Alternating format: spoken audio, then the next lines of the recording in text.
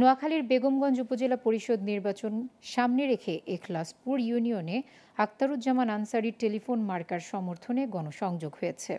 শনিবার বিকেলে এখলাসপুর বাজারে কর্মী সমর্থকরা এ গণসংযোগে অংশ নেন।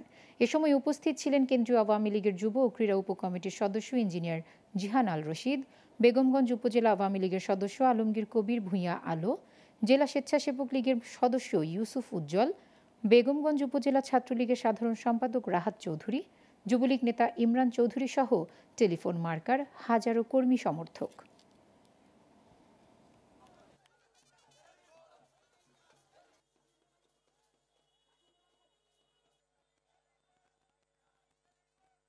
এই যে জোয়ার উঠেছে, এই জোয়ার যাতে আগামী 29 তারিখ পর্যন্ত অব্যাহত থাকে।